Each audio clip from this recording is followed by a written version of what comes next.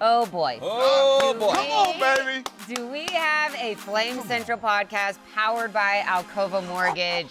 Flame Central podcast for you today. Keep the energy up. We haven't had many podcasts like this. Oh, you Maybe we shouldn't do these the day after the game. Yeah. You throw a little curveball. Bad things happen. It ain't the train ain't always on the rosy on the track of love, baby. It's sometimes things get a little Joe, derailed. We're not going to be. Okay. I don't know what We're not going to be. Sometimes it happens. Let's pull it back together. We got this. I know that you guys think I'm a negative person, but you ain't seen nothing about what's about to come. No. If you were under a rock last night, Liberty was upset by Kennesaw State, the Owls, picking up their first ever FBS victory, snapping Liberty's 17 straight regular season win streak. So that was embarrassing.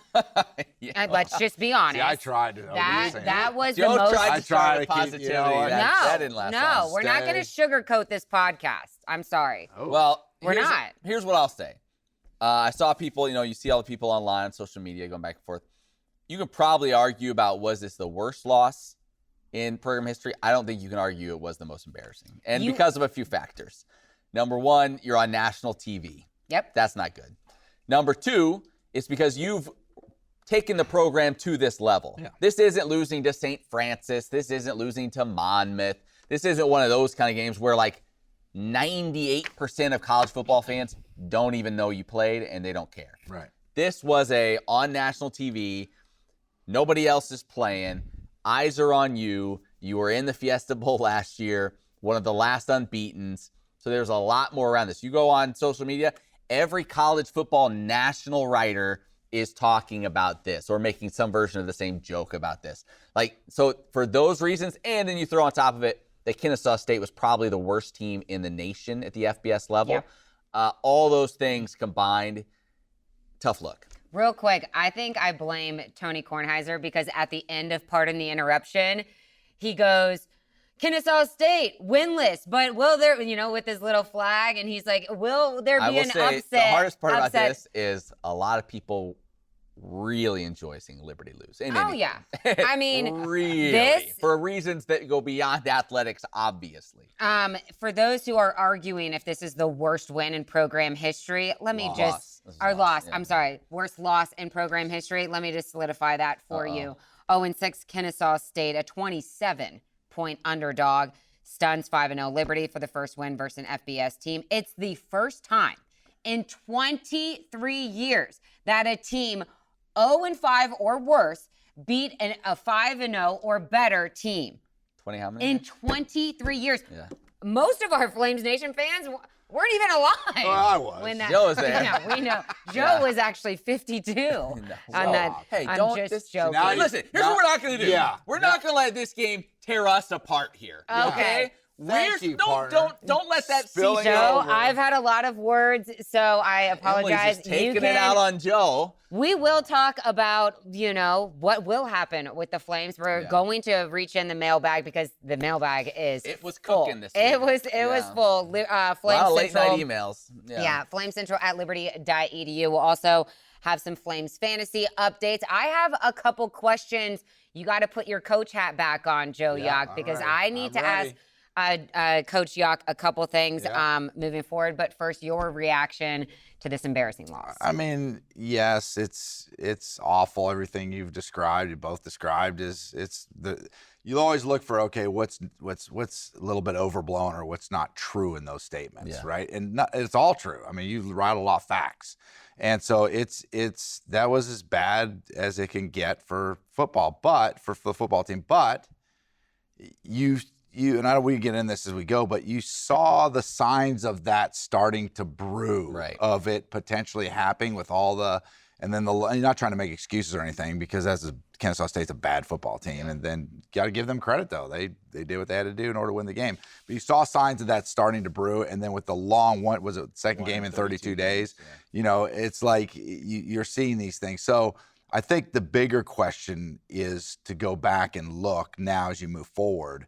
Okay, where are the issues that we need to get fixed right? This is the team. This is your team. Okay, so it's not like it's magic. Patrick Mahomes is going to show up or something. This is your team. You're not hitting the free agent market. You're on the free agent market. You're not making a trades. trade. Right. This is your team. Yeah. So where are the mistakes at? What do we need to correct? What do you got to do in order to best move forward? And I'll get into this a little bit more as we move along. But I think a lot, in my personal opinion, I think a lot of this has to do with what goes on, what is happening. I don't know the answer to this. I'm not saying I know the answer, but what's happening in the locker room when the coaches aren't there. That's where I'd like to touch. Or what isn't happening. I like to or what isn't happening. I'd like to Right. touch more on that here as we move forward. I think the worrisome part, and you mentioned the layoff, and I think that's difficult from just a routine, a rhythm as a player, all those things, one game in 32 days. But at the same time, you said it, a lot of these symptoms we've talked about every single week. Yes. Right? Oh, the penalties. Oh, just you said from game one against Campbell, just a lack of energy on the sideline. Yeah. Guys just heads down. Like there's not like this, there's no like leader on the sideline in terms of the players that's kind of bringing everybody together. We've said all those things all along. The worrisome part is you had one game in 32 days. So, and you knew what those issues were. Yeah. Is there not a better situation to try to address those things? Correct them. You didn't. Like 9 penalties, 100 yards. And now with games coming every week, now we're supposed to see that change. Like that was the time. Like that was the time. If it was going to change, you feel like that would have been the time for it to change. So I don't know in terms of some of these things that we see show up again and again and again.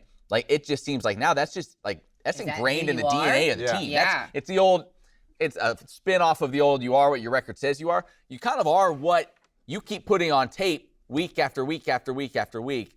And as Jamie Chadwell said in his post-game press conference, this is an undisciplined team. It has been all year long. And he's done the right thing at least publicly in terms of saying, it's on me, it's on me, it's on me.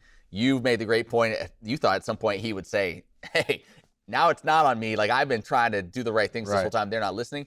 I don't know, but like for whatever reason, that hasn't changed. And we said that week after week, those penalties, they're going to come back to bite him at some point. Boy, did they come back to bite him in this game. You look at time after time after time. Oh, a roughing the passer that would have gotten you off the field. Oh, a big return, kickoff return, get you to midfield. Just kidding. Hold, back it up. Oh, back-to-back false starts when you go from, like a 4th and 1 to now a 4th and 11 or whatever it was. Like, you just kill yourself time and time and time again. They've been able to work around it to this point. They couldn't on this night. You know, I think one of the hardest on the bigger picture thing, all those details, 100% correct. But on the harder thing that makes me think of is Liberty's football program has been on this upward trajectory, and it has gotten to the point where excellence is expected, right? For whatever conference you're in, whoever your opponent is, whether you're playing Virginia Tech or Kennesaw State, whatever that may be, excellence from a fan base, from an administration point, from the university, from this coaching staff to the player, excellence is expected. And they had reached a level of like, this is excellence for what their current situation was, right? Being able to sustain excellence is the hardest thing to do. Getting to be excellent is difficult. Right. Yeah. Sustained excellence is incredibly difficult. And right now, I think that's what the program is going through. You've been on this upward climb and hit this mountaintop, and it's like we have reached this pinnacle, yet there's another one up above that, and that is to be able to stay up there. And this is part of, like, yes, this is awful. The loss is awful, but this is part of the process of trying to create a program with sustained excellence. Matt said it earlier before we were taping. I think it's such a good point. On paper, the Flames have been the favorite, but where is the game played? Well, usually grass or field turf. Yeah.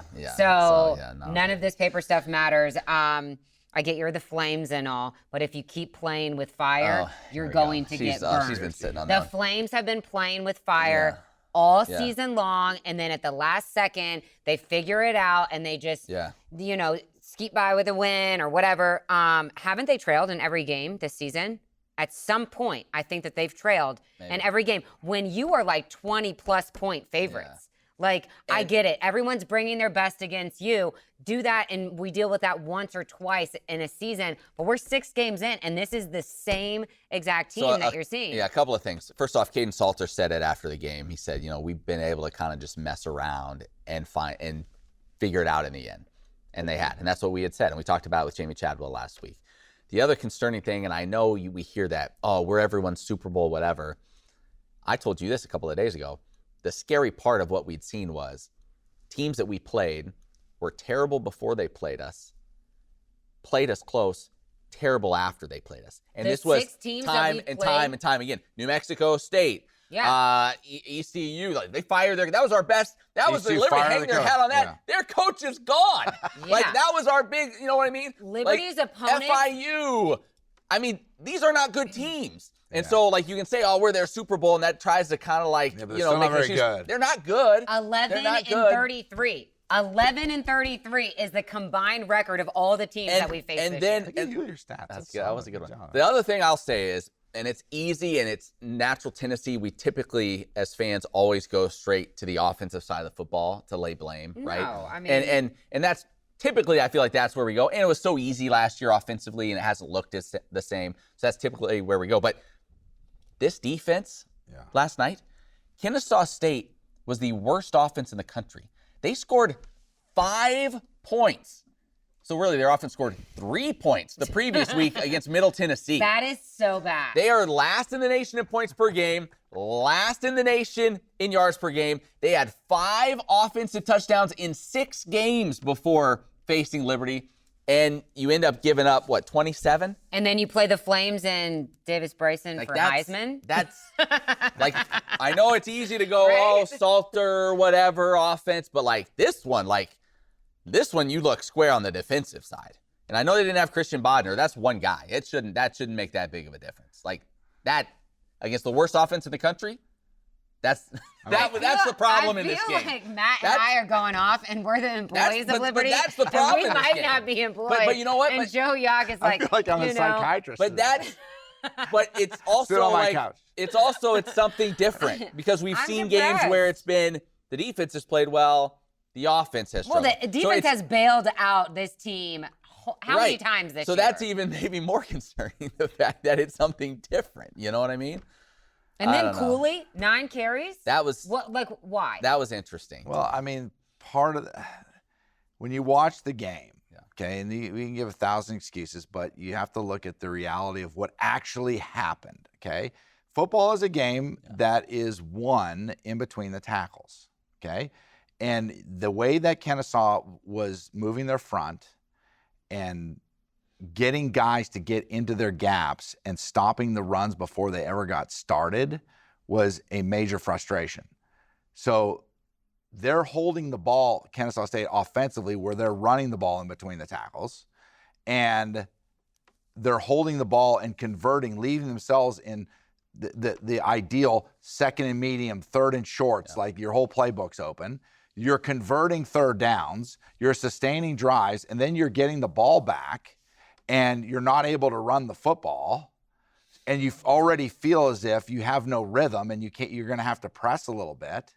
And so it was just this recipe of being out of rhythm and not being able to figure out exactly a way in which you could get into rhythm.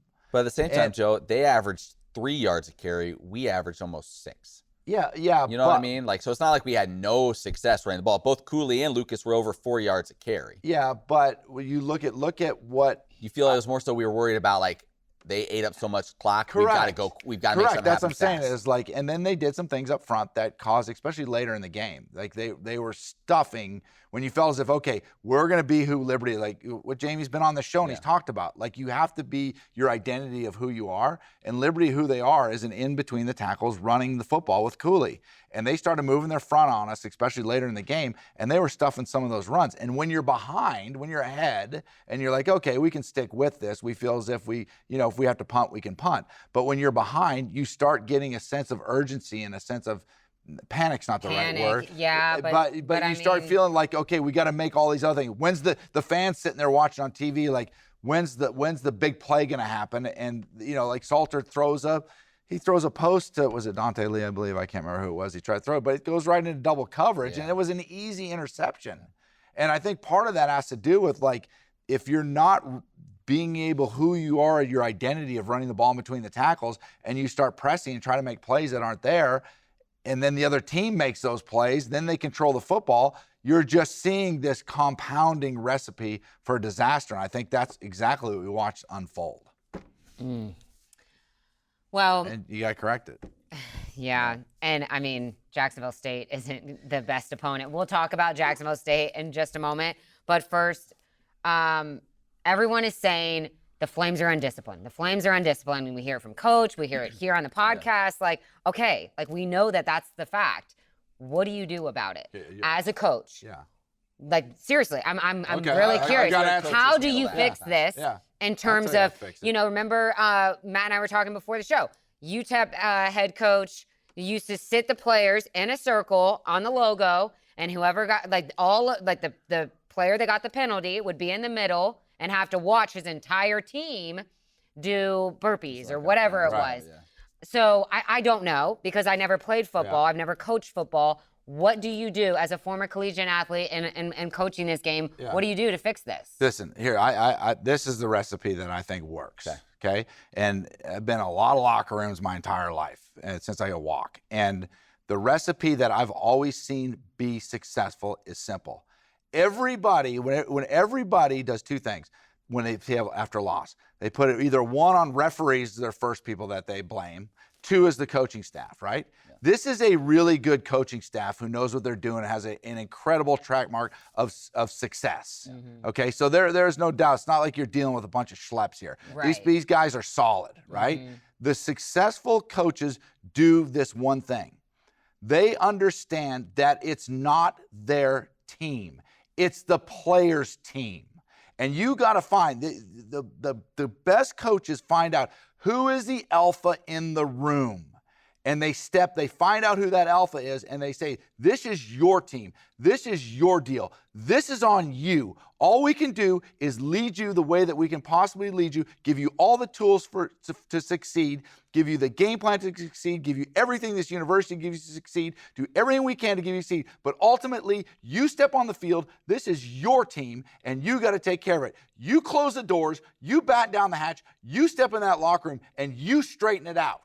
And that's who the players respond to. So whoever that guy is within that locker room, whoever that guy is within that locker room, I don't know who it is, but there's somebody, whoever that alpha is in that locker room needs to batten down the doors, not hear from the coaches, hear from the players, straighten this thing out, get it right, compete, and the other thing too is this, it's not just giving a speech to those guys, it's an accountability of the aspect of, this is what you're being taught to do. Don't tell me you're not, don't put it on the coaches and tell me you're not being taught to step this way, to control this gap, to high point a ball, to make the throw into the right spot. You are accountable for what you're being taught to do mentally, in the film room, and physically on the football field. So you go out and do your job and make it happen. And when that happens, I remember when I was playing at Carolina and we were in a rebuild deal there when Mac Brown first got there, we were 1-10 my first year. And I remember that going into that next year, Mac Brown would come to Dwight Hollier, who played. I played with a lot of dudes who played 10 plus years in the NFL. And Dwight Hollier was a 10 plus year NFL player, linebacker in the NFL. And he would come in before a game, gather the team together, and he'd look at Dwight and he'd say, Dwight, this is your team. This isn't my team. And he would walk out of the locker room. And Dwight Hollier would get us together and get us ready to play football. And until you got guys that can do that, you're beating your head against the wall, and all you're going to do is play the blame game. And that's all I got to say about that. And you know what, though? I feel a little fired up. That was great. Maybe we're just going to play that in the locker room. But you know what? This day and age, it's a lot harder to find, develop those guys. Yeah. Because the turnover, the amount of coming and going, it's hard. It is hard. We talk to coaches. How many times have we asked, one of the questions we always ask opposing coaches when we talk to them before game is, who are the leaders on this team? Like, who are those guys in the locker room that everyone looks to? And more often than has been the case over the last 10 years, we now hear, yeah, we don't really have those guys. We don't really have that guy. It's more on the coaching staff right now. And we didn't used to hear that. Yeah. But with so much player turnover now, it's harder to find those guys. And we see it from year to year. You had an ex-Gadlin last year who you felt like was one of those voices that was like, he's the loudest guy in the room. He's the guy everyone respects. He's the guy people listen to. Well, you don't have that guy anymore. Yeah. So who is that next guy? It's hard to find that guy now. And this is what makes it so difficult as a program if you want to sustain excellence. And that is, you have to have total buy-in from all aspects of the program. Yeah. So say what people want to say about Dabo Swinney at Clemson. Yeah. Say what you want to say about the guy. But I tell you what, how many people are leaving there? How many transfers is he going out and getting? Does he have that guy that can step in the locker room? And is he developing players? The answer to that is yes. He is. And you watch when you play the long game of what happens. Now, with that being said, we are in a world of NIL right now. That's just the reality of what we live in. And if you can offer as a university that this is a place that you can come to as a high school football player, and this will shape you and help mold you into a young man that the Liberty people will take care of you for the rest of your life, and you'll be shaped into the person that you're supposed to be, right? And you have the financial resources from an NIL perspective to be able to compete. I'm not saying that you're going to blow everybody out of the water, because there's going to be good players that they're not going to be able to compete with at that level. But yet at the same time, also say, like, hey, we may not be able to offer, a guy the same amount, but hey, we'll take care of you. And if you play the long game, this is the place that you want to graduate from. This is the university that you want to graduate from. And you'll keep a lot more guys creating that culture. But in order to create that culture, you have to have all the pieces of the puzzle in place in order to keep those guys, and then keep guys from leaving, and then limit, which I think is a huge part of this because of that leadership aspect, limit the amount of transfers that you have to bring in through the portal. We take a brief pause to tell you who cares about you and who has financial resources the alpha male to help when it you. comes to home mortgage. Who is the alpha male? You tell me, Joe. You look around this town. Who's the alpha male? You do not have to look far. Let me tell you something. If you're looking to purchase or refinance, there is no question. No question. We're going to lock the doors, bat down the hatches. We're going to bat down the hatches, and we're going to talk to you about how you can save money, and how do we take care of our Liberty people? Absolutely. Yes, we take. Because if you're a Liberty employee, you're a Liberty staff, Liberty alumni, you get the Friends of Liberty program at Alcova. Don't transfer. At Alcova. It's not a 4-year decision. It's a 40-year decision. Thank you. When you work with Joe That's Young. the Carolina. Alcova.com/Liberty. Save up to $5,000 on your closing costs with a refinance or purchase. We bat down the hatches. We shut the doors. We make great things happen. You'll close on time. There's no excuses here. It's almost too easy. I cut that off all that Alcova stuff last week, and then all my hard work just wasted. I sent you a Dropbox link. I even downloaded it and sent it via text. It's not wasted. I just sent I sent the bit to the owners of our company. And so we're putting the rubber stamp. Just relax. Okay. Relax. All right. It's going to drop. The pieces are in place. Oh, it's going to drop. gosh. Oh, it'll drop. I'm a little scared. Yeah, I mean, I think that Flames Nation and just on Twitter, it's a little ridiculous. Like, yes, this is great. You want a fan base that is going to be upset, especially with this type of embarrassing loss. But it is good that they care and they should be ticked off with this loss. That being said, calling for coaches' jobs and it is so ridiculous. We've been spitting out a lot of stats that don't look great for this Liberty loss, but at the same time, look at the stats of this coaching staff. This is exactly who needs to be here. Jamie Chadwell is exactly who needs to be running this program. So y'all going to be on mute here in a second.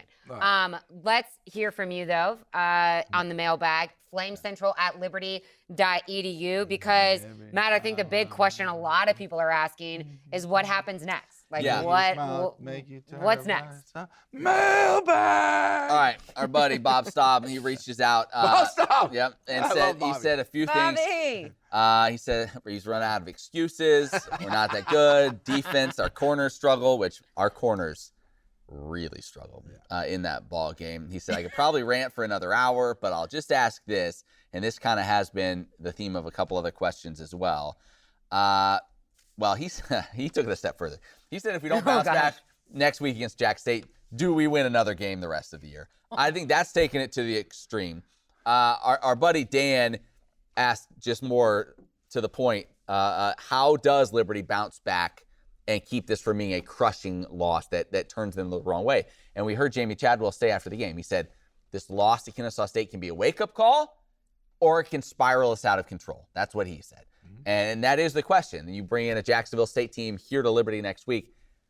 What's the key to making sure this is a wake-up call and not the start of a downward spiral the rest of the season? Yeah, I think I know Matt's a big fan of the Rocky movies, right? And so you think of Rocky 3 and when Clubber Lang this just hit me out of nowhere. Pain. And pain, right? Those are all. And so scary. I think what's happened with Liberty is that they've been, all the way back, Coach Freeze and, winning big football games, everything else is that they've gotten a reputation like these dudes are hard to beat, right? And so I think what started to happen maybe with this team, it's like when Rocky was looking at Clubber Lang and he finally, the switch went off and I'm like, I can beat this dude, right? And he kept on saying, you ain't so bad. You ain't so bad, champ. You ain't so bad. Come on, hit me. You ain't so bad. Yeah. I think that's a little bit of what's happening with the football team, the teams that are playing against us, is that like, hey, Liberty's the big dog. They're the intimidator, right? And teams are starting to realize with this team, like, maybe they ain't so bad.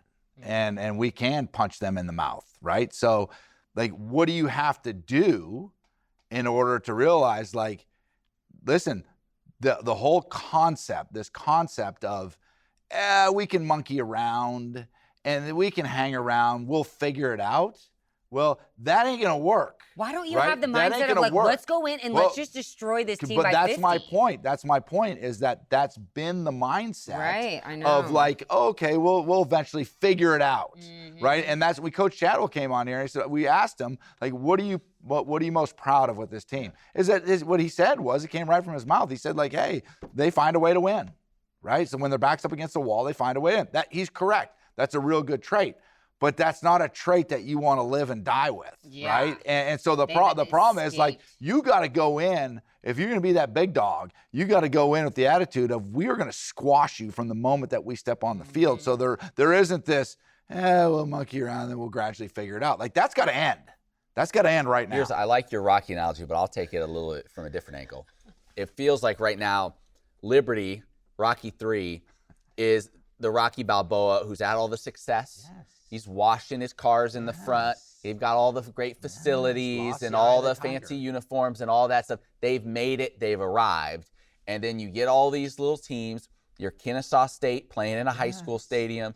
You're all these schools around Conference USA that don't have what Liberty has, that are just fighting for scraps. And they're Clubber Lang doing pull-ups in his ratty Chicago apartment, just fighting, just feeling like this is their one chance. And they have that hunger. They have that hunger, right? So who's going to be Apollo Creed that's going to take this Liberty team out to California, back to the basics? Back to your We're roots. getting into the ratty gym. We're learning how to move with a little bit of rhythm. We're running on the beach in short shorts, and we're embracing at the end of it because you got the eye of the tiger back. Who's going to be the guy that gets the eye of the tiger back for this team and gets that little bit of dog back in them? Because right now, felt like they were feeling like, well, we're the big dog. We've done it. We've arrived. And it's all these other guys that have more hunger. And Chadwell said that. They wanted it more. They wanted that game more. They played together as a team. We didn't. And you saw the outcome. Matt, you want to solve this? Emily, I know you're stuck. I know you're stuck in the middle of this right now. But it's going to continue. I feel like this is a really bad time to tell you guys I've never seen a Rocky movie. It Matt, is. do you want to solve? Matt, do you want to solve this right now? You say tomorrow, right? Yeah. All right. What's the matter with you? Yeah. What's the matter with you, Rock? Yeah. That's it. What's the matter? You say that Tomorrow. There is no tomorrow. There is no tomorrow. What's the matter with you, Rock? So good. So good. This is your homework. Okay. Go watch this Rocky. Is my homework. 1 through 3. No, 4. now that adversity. 5 never happened. 5 doesn't exist. I mean, I feel like the Flames have been battling this adversity all season like we've talked about, but now that it's finally hit, I do think It will be very, very interesting, and we are about to find a lot about find a lot about this football team. 100%. No doubt. Not only on the field next Wednesday, but in practice this week. Are guys going to start turning on each other? Are the players going to? Is it your fault? Is the blame game going to start? How you proceed from this adversity is really going to show us who this team is, and it's going to be very, very interesting because, like you said, it could go, like Chadwell said, it could go one or two ways. It's going to be a lesson learned, or it's going to be a downward spiral, and I don't want to be part of that. A nasty team coming in here Wednesday. Oof. Jax State's won 4 in a row. They ran the ball for 440 yards last night against Middle Tennessee. This is Rich Rod. Got the boys balling right now. And he's licking his his chops. The Gamecocks are going to want to come in here and beat the Flames. There's no we'll figure it out. No. You better take the punch to Jax State, or they're going to put you down and quick. And you know what happened? That's it. Joe is doing air pull-ups because if you're not watching right now, that sound coming through your car radio is going to be very strange. Be disturbing. Yeah. I am so sorry. I have no For control our over audio this audience only. Those are air pull-ups. He's clever and laying. those are air punches. Yeah. Okay. Mailbag. Boy. I'm not trying to Mailbag. I know. I'm not trying to stay on like a negative town, but what happens if the Flames don't win that game on Wednesday? That. We'll be back here Thursday to talk about it. Okay. We'll be back here Thursday. Okay. I'm just saying, this is a big game. This is This is a big game for conference. Well, if you lose this, you're almost out of the That's what I'm saying. championship. I didn't want to say it. I understand that there's the next Wednesday's big, right? But part of next Wednesday's victory, and it's a side note, don't give us that. We're not going to overblow us too much. But part of a victory next Wednesday will lead to a very special podcast on Thursday. That's true. Hey, can I say something? I'm not Hold on. Hold on. If there's a loss. No, we're still doing it. Listen. No, look at me. Right here. No way. Listen, we have a very special my Halloween podcast planned for next week. Now, I just want to put this out there right now. No way. If Liberty wins or loses, stop it. We don't get blamed because we are having a great time with a Halloween-themed podcast. I don't know. That's not on us. I don't know if I can do that. Not on us. Okay, I have a quick story. That's not on us. Okay, I have a quick story right here. So we are on a group chat. Don't say too much. I'm not going to say too much. Talking about the game last night, whatever. And Joe goes, I don't know if I could wear that costume for the show tomorrow. And I'm like, Joe, do not show up in that costume. Can you imagine if Joe walks in here in that costume and we're like, Joe, it's not, Halloween's next week. Like, what are you doing? Yeah. So that would have been hilarious. But I'm telling you right now, this is going to be one of the most, if they lose, that's not my problem. I don't know if I can do it if they lose. You can do it. You can figure it out. You know me. It is going to be one of the most absurd things of all time. No, that's what I'm saying. I don't know if I can pull that off. You can. I believe in you, Joe. I can't sell that if we're after a loss. It's going to be epic. It is going to be epic. So you have to watch next week because it's going to be pretty hilarious. Couple more mailbags. Okay, mailbags. A couple more mailbags. Dylan, this was actually an interesting question. He wanted to know, well, first, has Liberty ever had a flyover? I think they have at some point. They used to have skydivers. They would jump out pregame at some point, but I don't know if you had a real flyover. I don't have a flyover. But he makes a good point that we are a very pro-trophy podcast, and that's true. That's very true. So he wants to know if Liberty were to have a trophy game against any other team, what would it be? You know, like Big Ten has all those trophy games, right? So he said JMU, maybe like the Battle of the Blue Ridge, and maybe he said like maybe you play for a cannon or something. I don't know. Like a big rock, like a big boulder. Like a trophy game. You know how like who does the like keg of nails or something in the Big Ten? Oklahoma and Texas, right? Duke, North Carolina had the bell, like Little Brown Joe. Oh my gosh, Donald Scott is gonna kill me. What is the Oklahoma? Isn't it Oklahoma, Texas? What's the Red River rivalry? The golden hat. Red River rivalry. You've got the big golden hat. Yeah. I think is it South Dakota State and North Dakota that play for like the state line marker or something? You have your thing. So his suggestion was maybe something against JMU. I thought a little bit about this. I think that's great. Thinking in terms of like, Liberty Flames fire. You have like Iowa State Cyclones, Miami Hurricanes. Maybe you have like Natural Disaster Bowl. Maybe you have to play for like the golden George Flickinger. I'm thinking of the golden George Flickinger or an umbrella, Flickinger umbrella. Yes. You play for something like that. Is what I was thinking about. The Flickinger umbrella is not a bad idea. So that's something to think You about. guys aren't even close with him, okay? Just step back. We're buddies now. You know George? How do you think you've got all your weather updates during the 4-hour weather delay? Yeah. Gosh.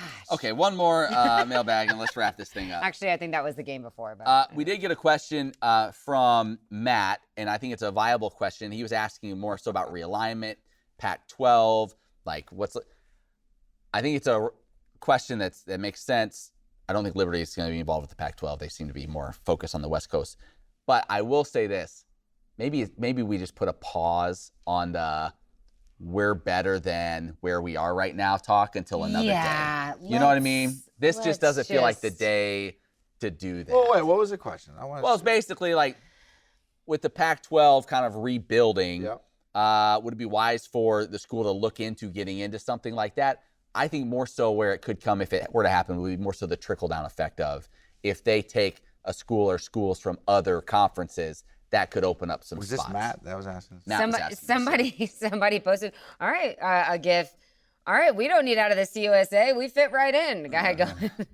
So for Matt's question, just like on a general perspective, like completely off of Liberty's deal, more national, is I think this whole thing's going to change drastically. Like with the way the NIL's heading and that they're going to eventually get around to try to get some parity in college football so that just the top dogs can gobble up all the players for the most amount of money. And that's basically what's happening right now, is that you're going to see this thing turn into a professional model. And with salary caps and everything else and, a franchise player, that kind of stuff, you're going to see all that stuff. And then I think from the team perspective, is you're going to have the divisions. You're going to have local, geographical, local divisions, and all the Pac-12, the Big Ten, all that stuff is going to get blown up. It's crazy how. So where Liberty ends up in that, who knows? It is crazy because when you go from geographically based conferences for all those years to suddenly, that doesn't matter anymore. Right. It's just about trying to get more. To then you're going to end up back in, it's kind of nice to be able to play teams that are right down the road. Right. Anyway. I hate change. I know you. Speaking of, one last mailbag. Jonathan wants to know if Richie McKay is going to leave for the UVA job. I don't know. No, he's not. No. Richie McKay is going to be right here and hopefully. Are you saying that was 100% certain, Matt Warren? Nothing is 100%, Joe, in this life. But yes. Except 100% your mortgage guy. No. It will be interesting to see, Tony Bennett clearly can't. Not that he couldn't adjust to like the NIL in this different way. He didn't want to do it. But it's like a lot. I wonder if a lot of football coaches are going to be like that too, because like definitely see it on the basketball side with a lot of it's awful. Hung it up. It's just awful. Like I don't know. It's gonna be a new guard. Right. There's a new guard who knows how to navigate this stuff. Exactly. You want That's a really good.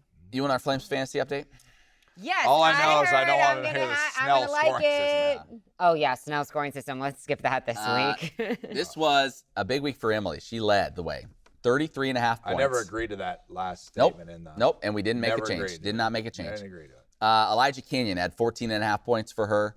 TJ Bush had 11 points. So she had 33.5 points. So she's up to 141.3. Okay? Look at that. I had 27 points. Oh, this means I'm Reese Smith obviously being hurt and not replacing him. That hurt me. And then don't forget, Treyon Sibley went out injured at the end of that game, too. So that's going to be very important. If you go into next week without Treyon and without Reese Smith, did you hear what the analyst said too? Like usually when it's non-contact or the way he was, the way he was laid on it, he was like, I wonder. Oh, okay. And then Dixon's out too, high ankle sprain. Yeah, and So hey, guess what? Jamie Chadwell had said, no one cares. Yeah. So anyway, I scored 27.1 points. Treyon Sibley was good. Not Reese Smith, he didn't play. But Joe Carter he actually had a ton of tackles. I think 11 tackles, I think.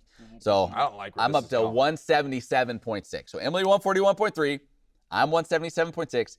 Joe had 18.8 points. Tough week for Joe. Run game never got going. No. Cooley didn't do much. Yeah. Lucas didn't do much. No, I didn't do Hand shot, didn't do a lot. Come on. So Okay, Joe still leading, 211.6. Oh, it's getting narrower. 211, I 177, like those. 141. So it's tightening up That's here what it's supposed to as be. we come down the stretch. That's As what it's it's supposed to be. All right, last thing, Snell's scoring system. He reminded us of the rule that states if you don't guess the winner correctly, your score doesn't count. So we all missed it. So nothing changes. Oh, wow. That's interesting. First rule of Snell's scoring system, you got to get the winner right. Just first. You got to get the winner right. Just for kicks and giggles. I know you guys how much you make fun of me, and if I can get a laugh out at my own expense, I'm okay with that. Sure. What was that score that I predicted? You predicted 48-10 Liberty. Quentin Cooley 4 touchdowns. Emily went 45-17. Mobley 2 touchdowns and a tight end touchdown. I went 38-10, 100 yards, 2 TDs from Sibley. So none of us. That's when I thought the defense was going to play. None of us were very close. All right. Do you want to get into bold predictions for next week then? Holy smokes! I completely forgot to do that. Holy smokes! I know we only do it every week. So I know it snuck up on you. We had a show this morning. All right, I'm not starting. Oh, that's why you guys are all jazzed up. You had to do the show this morning. Matt's got his tie loosened up. Yeah, I was trying to dress things up. Do you want me to go first? I said, Go, Matthew. Do you want me to go first? Yeah. oh my gosh, I have a feeling I know what Matt's going to do. Matt, you're going with Jax State. I don't like doing this. What you do? Prove me wrong. Prove me wrong. I'm going to go Jacksonville State 31-17. This ship, the wheels are I coming hope off I'm the wrong. bus. I hope I'm wrong. The wheels are coming off the bus. I hope I'm wrong. Hey, I'll go next. Lock the door. Batten down the hatches. How many hatches have you battened down, Joe? Can I finish, please? Can you give me my moment? Where do you go to batten down a hatch? Right there at the door. Okay. Is that where? That's why you got to close You the go door right there at the first. door. Yeah. Okay? Yeah. Thought that was a nautical term. Shut the door. Yeah. Batten down the hatches. Get it fixed. Yeah. Get it right. Come out. Clean it up. Compete for 4 quarters or however long it takes, and find a way to get it done from the start to the finish. Play clean, fast, physical football. I'm spitting a little bit. That's alliteration. 24-20 Flames. Oh my gosh, I swear that was my exact score that I was going to do. Great minds think alike, Yeah. Emily. Great minds All right. think alike. I'm going to go. Wait, what was the other half of your bold prediction? Oh no, we only did the scores. Yeah, my other bold say prediction. 300 rush You know what? yards for Everybody's Cooley 9 How carries. is that a bold prediction? They just rushed for over 400. All right, I'll go Liberty 3 turnovers. How about that? Okay. Oh my gosh. That's bold. Matt is never going My to be. bold- I'm spiraling out of control. There's a press conference for Jamie Chadwell tomorrow at 11 a.m. Yeah. I just got a text. You're not invited. You weren't on the group Emily's chat. first question. Coach, how do you feel about Matt Warner picking Hey, one bold prediction is Cooley back on track. His 9 carries, didn't get the ball, blah, blah, blah, blah, blah, whatever, it's over. Yeah. Okay, Cooley, 3 TDs. Okay. Wait, does that add up? You're just I'm going, yeah, kidding. right. All right, 21. I'm doing. I'm gonna Cooley, put. 4 TDs.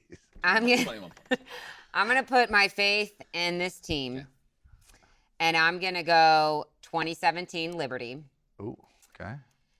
And Defense stopping them. yeah, I got to do some math here. Maybe we'll do. She's on edge ever since that happened. Yeah. Ever since that happened, you've been on edge. I know. I'm just joking. I'm just trying to think of my bold prediction. I'm going to go Cooley scores both touchdowns and TJ Bush has 3 sacks. Oh, 3 All right, sacks. 2 TDs. Pick somebody else in Cooley. 'Cause I already- Okay, I I'll already do picked 3. all right, then I'll do Billy Lucas. Lucas. Oh, Scores okay. 2 There you go. That's a good touchdowns. call. Who's 2 TDs? Bush, 2 sacks, you said, or 3? 3 sacks. 3 sacks for Bush. Yeah, that's Um, legit. I hope. Listen, I hope Matt's wrong because I hope that's I'm going to wrong be too, because we're going to. it's We're going to be have a lot re- of fun next week, and I really think a win I would don't think really you can do it. help Oh that. my gosh.